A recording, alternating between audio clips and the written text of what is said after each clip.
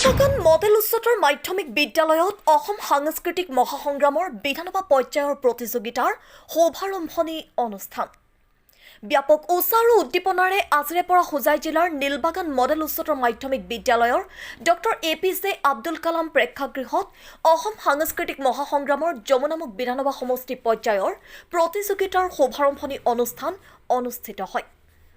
অতি জাকজমকতাৰে আয়োজিত অনুষ্ঠানটিৰ আধাৰে শিক্ষক মুস্তাফা আল আমিন বৰভূঞাই আজিৰ অনুষ্ঠানত হোজাই জিলা আয়ুক্ত শ্ৰী লাচিত কুমাৰ দাস, লামডিং সমষ্টিৰ বিধায়ক শ্ৰী শিবু মিশ্ৰ, হোজাই জিলাৰ অতিৰিক্ত আয়ুক্ত ডক্টৰ সোণাশ্ৰী ব্ৰহ্ম, যমুনামুখ সমষ্টিৰ বিধায়ক সিৰাজউদ্দিন আজমলৰ প্ৰতিনিধি হেলাল উদ্দিন আৰু আকবৰ আলী প্ৰমুখ্যে বহু বিশিষ্ট ব্যক্তি উপস্থিত থাকে।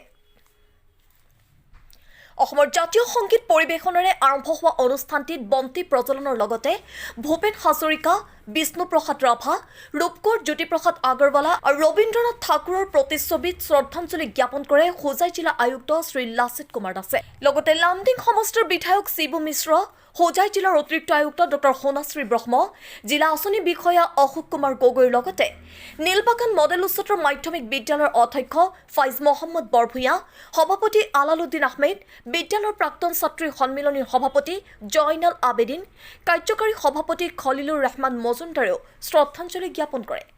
অসম সাংস্কৃতিক মহাসংগ্ৰামৰ থিম সংগীত পৰিৱেশন কৰে নিশাৰীমুখ ME স্কুলৰ ছাত্ৰীৰ দলে।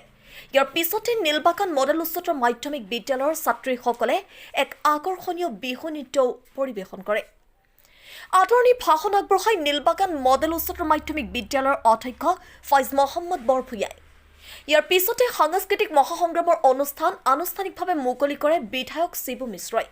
ইয়াৰ পৰৱৰ্তীতে যমুনামুখ সমষ্টিৰ অন্তৰ্গত বিভিন্ন পঞ্চায়তৰ পৰা পঞ্চায়ত পৰ্যায়ৰ প্ৰতিযোগিতাত বিজয়ী হৈ অহা প্ৰতিযোগীসকলৰ সংগীতৰ লহৰত ৰজন জনাই উঠে নীলবাগান মডেল উচ্চতৰ মাধ্যমিক বিদ্যালয়ৰ প্ৰেক্ষাগৃহ।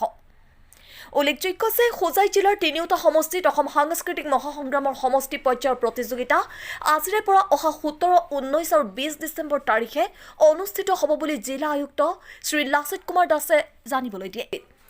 আজিৰ এই শুভাৰম্ভণি অনুষ্ঠানত উপস্থিত ছাত্ৰ-ছাত্ৰী, শিক্ষক, অভিভাৱকে অসম চৰকাৰৰ এনে অভিলাষী প্ৰয়াসৰ শলাগ লোৱাৰ লগতে অসমৰ সৰ্বকালৰ সৰ্ববৃহৎ সাংস্কৃতিক প্ৰতিযোগিতাৰ এনে এক অনন্য কাৰ্যসূচী গ্ৰহণ কৰি সুপ্ত প্ৰতিভা বিচাৰি উলিওৱাৰ এক অভিনৱ পদক্ষেপৰ বাবে অসমৰ মুখ্যমন্ত্ৰী ডক্টৰ হিমন্ত বিশ্ব শৰ্মাক ধন্যবাদ আৰু কৃতজ্ঞতা জ্ঞাপন কৰে।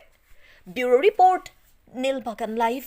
হয়, আজি কাৰ্যসূচী হৈছে যমুনামুখ সমষ্টি পৰ্যায়ৰ সাংস্কৃতিক মহাসংগ্ৰামৰ যি প্ৰতিযোগিতা, সেই প্ৰতিযোগিতাৰ আজি আনুষ্ঠানিক শুভাৰম্ভ হৈছে। ইতিমধ্যে আমাৰ জিলা আয়ুক্ত শ্ৰীযুত লাচিত কুমাৰ দাসদেৱ আৰু লামডিং সমষ্টিৰ সন্মানীয় বিধায়ক শ্ৰীযুত শিবু মিশ্ৰদেৱ আহি পেলাই আনুষ্ঠানিকভাৱে উদ্বোধন কৰিছে আৰু অতি উৎসাহ আৰু উদ্দীপনাৰে সমষ্টিৰ বিভিন্ন ঠাইৰ পৰা ছাত্ৰ ছাত্ৰীসকল, 35 ঊৰ্ধৰ যিসকল আছে সেই সকলো বিভিন্ন পৰ্যায়ৰ মানুহসকল আহিছে, প্ৰতিযোগীসকল ইয়াত আহি উপস্থিত হৈছে আৰু বৰ্তমান সেই প্ৰতিযোগিতা চলি আছে। এটা ইমান ভাল পদক্ষেপ অসম চৰকাৰৰ, বিশেষকৈ ডক্টৰ হিমন্ত বিশ্ব শৰ্মা ছাৰৰ নেতৃত্বত, যে তেখেতে অসমৰ সৰ্বকালৰ সৰ্ববৃহৎ এনে প্ৰতিযোগিতাৰ আয়োজন কৰিছে, যি প্ৰতিযোগিতাৰ নাম হৈছে অসম সাংস্কৃতিক মহাসংগ্ৰাম। ইতিমধ্যে GP লেভেলৰ যিখিনি কাৰ্যসূচী আছিল সেইখিনি সমাপন হৈছে আৰু হোজাই জিলাত আজিৰে পৰা 4 দিনীয়া কাৰ্যসূচীৰে 3টা ভেন্যুত 3টা সমষ্টিত এই আমাৰ যি সমষ্টি পৰ্যায়ৰ যিখিনি প্ৰতিযোগিতা সেইখিনি অনুষ্ঠিত হৈ আছে। আমাৰ বিদ্যালয়ত অহা 20 তাৰিখে সন্ধিয়া 5 বজাৰ পৰা 9 বজালৈকে সামৰণি অনুষ্ঠান অনুষ্ঠিত হ'ব। অতি জাকজমকতাপূৰ্ণভাৱে ইতিমধ্যে আমি সাজু হৈ উঠিছোঁ। আজিও দেখিছে সকলো ৰাইজ, সকলো অভিভাৱক, ছাত্ৰ ছাত্ৰী, শিক্ষক সকলো খুব উৎসাহিত আৰু এনে এটি কাৰ্যসূচী আমাৰ অসম চৰকাৰে এনেকুৱা কাৰ্যসূচী অভিনৱ চিন্তা কৰাৰ বাবে আমি অসম চৰকাৰক ধন্যবাদ জ্ঞাপন কৰিছোঁ।